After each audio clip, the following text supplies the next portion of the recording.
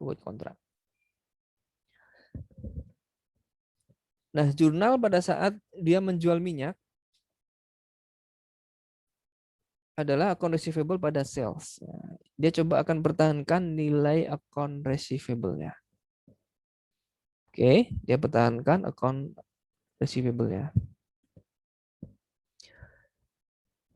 Nah, untuk melakukan lindung nilai atas account receivable, maka dia memilih lindung nilai atau memilih instrumen derivatif sebaliknya, ya, berupa kontrak payable atau forward contract payable, ya, sama ya. Nah, nanti forward contract payable inilah yang nanti akan disesuaikan berdasarkan kurs, berdasarkan apa namanya, mata uang fungsional, ya. Jadi account receivable-nya nanti akan berdasarkan fair value, gitu kan. Kemudian kontrak payable-nya itu juga berdasarkan fair value, ya kan, berdasarkan kurs yang berlaku saat itu, ya. Untuk yang account receivable menggunakan kurs spot rate, ya kan, fair value, sedangkan kontrak forward contract payable itu menggunakan kurs fair value berdasarkan ini, ya, apa, forward contract rate. Nah, gitu ya teman-teman ya. Ini kalau kita ingin kasih tanda seperti ini ya, pasti dia lawannya gini. Nah, ini yang kita akan coba beli ya.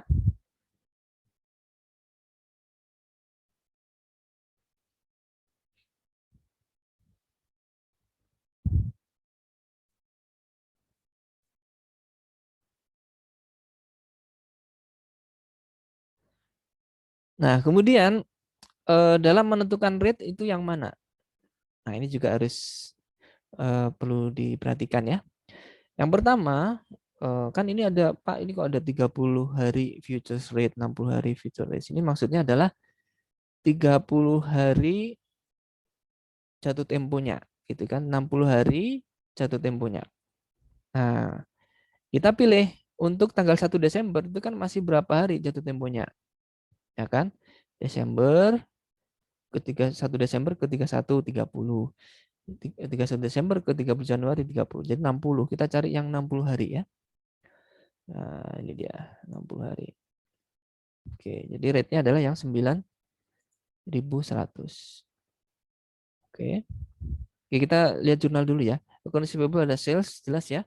Kemudian kontrak receivable pada kontrak payable. Nah, ini yang berupa valuta asing ya, kontrak payable-nya. Kita membeli rupiah, ya kan, membeli rupiah dengan dolar. Nah, di sini seolah-olah ada semacam transaksi falas ya, berupa kontrak forward kontrak payable. Ya, dia punya kewajiban atau komitmen nantinya akan menukar rupiah tersebut dengan US dollar. Ya.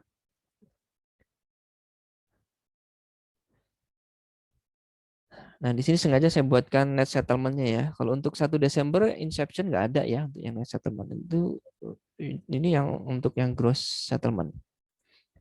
Net settlement nggak ada. Kemudian 31 Desember 2010 ya, subsequent event kan, itu kita nilai kembali apakah ada kurs yang berubah. Ya, account receivable dia menggunakan US dollar kan.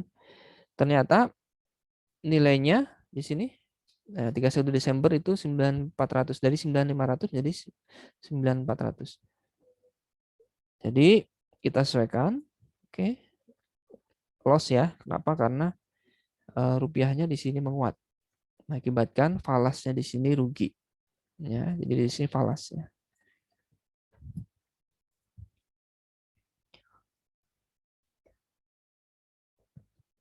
Kemudian kontrak payable gimana nasibnya? Ya, ternyata rate-nya itu untuk yang apa namanya 30 hari turun ya dari 9.100 ke 9.050. Ya, kita ambil yang tinggal 30 hari ya. Jangan sampai keliru, jangan yang bawahnya ini ya. 9.100 dikurangi 9.050 ya, kalikan 15.000. Oke.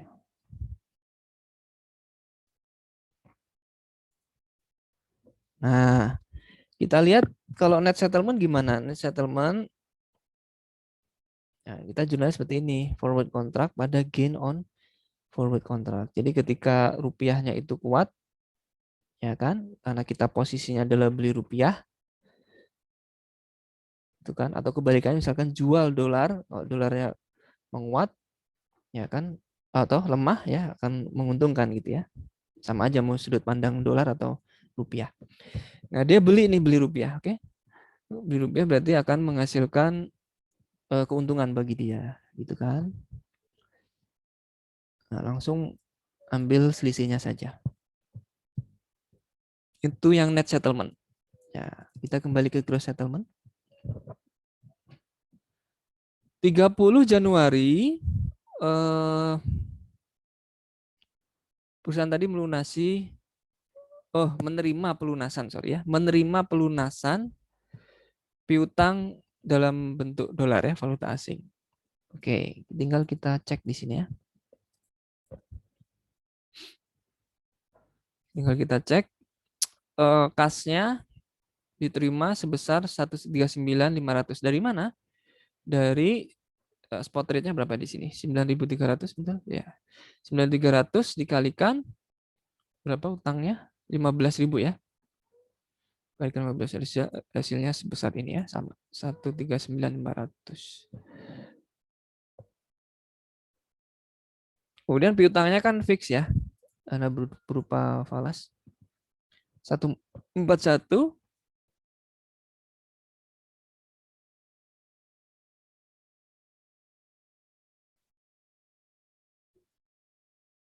141 ya. 141 ya, ini sebenarnya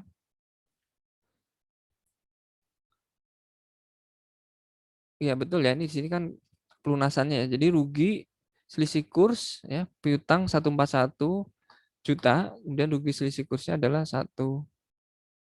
Jadi apa namanya? Ada selisih kerugian ya.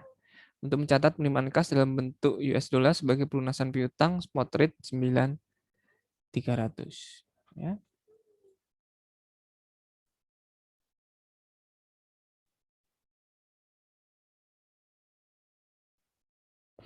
Kemudian yang kontrak payable ya, kontrak payable tadi diselesaikan, kasnya adalah sebesar 139.500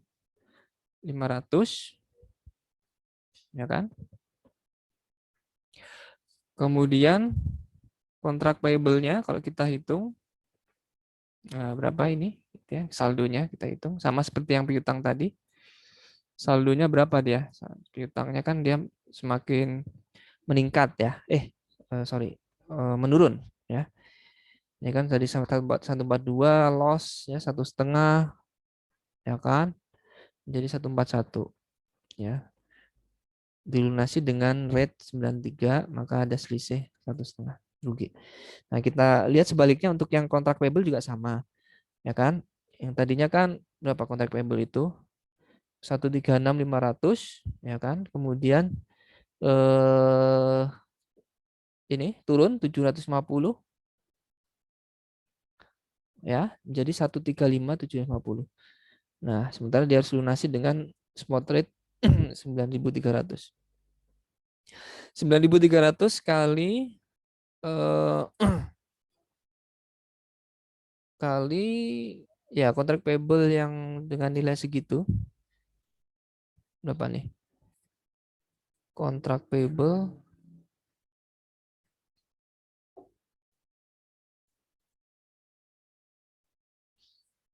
ya 15.000. Nah, ketemunya 139.500 sama seperti yang cash yang di atas. Kemudian untuk mencatat penyelesaian kontrak forward, nah ini dia. Ini ya kontrak forwardnya nanti kas pada kontrak receivable. Nah, kalau dengan apa namanya net settlement, ya kita catat dulu loss on forward contract pada forward contract, baru kemudian forward contract pada cash ya. Di sini karena kalau kita lihat selisihnya dia masih ada selisih 139 dikurangi 136 itu adalah 3. Nah, ini bedanya yang net settlement dengan gross settlement gitu teman-teman ya. Ini mikirnya apa? Bolak-balik ya, kiri kanan debit kredit berlawanan gitu ya. Lumayan bikin menggerinyitkan dahi. Ya, yang penting teman-teman paham dulu lah, itu yang penting ya. Masalah nanti ujian bingung ya nanti aja. Ya, kuncinya tadi itu ya.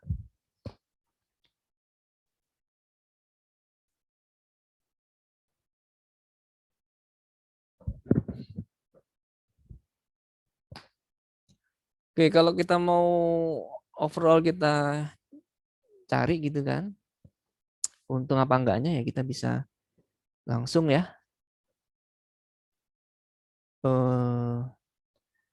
cari selisihnya gitu ya. Ini ke sini.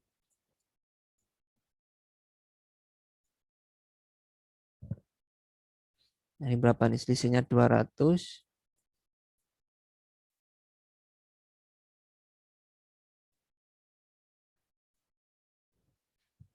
Ya kan? Di sini untuk yang piutang dia itu mengalami kerugian, sedangkan yang forward kontrak mengalami keuntungan. Ya, klop ya, hampir klop lah. Ya, bisa dikatakan hari-nya efektif ya 100%. Nah, ini kalau secara umum, secara kasarnya seperti ini gitu ya. Oke, teman-teman ada pertanyaan?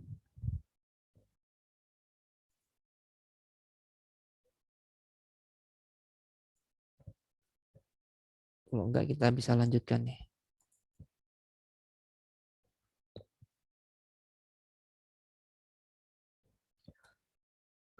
Kita lanjut ke cash flow hedge accounting ya. Cash flow hedging adalah hedging untuk melindungi risiko bervariasinya arus kas ya. Oke. Jadi ini mirip seperti yang fair value hedging, yang kita lindungi adalah aset atau liabilities ya. Nah, kalau di sini cash flow hedge accounting itu clear bahwa yang dilindungi adalah aset berupa kas ya, atau tidak harus aset ya, tapi bisa juga pengeluaran gitu ya. Bisa juga penerimaan ya. Ya intinya adalah menjaga supaya arus kas tersebut relatif stabil. Nah,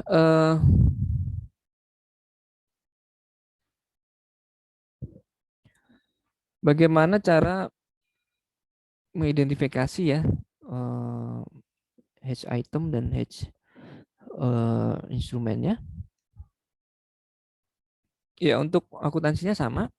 Jadi selama subsequent event belum ada settlement gitu ya, maka cara mencatatnya atas laba atau atau rugi itu dicatat sebagai OCI ya. Jadi selisih dari fair value dicatat sebagai OCI.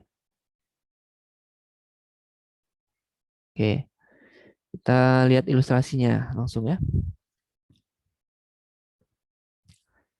1 Oktober 2011, X memperkirakan dalam jangka waktu setahun ke depan ia akan produksi dan menjual.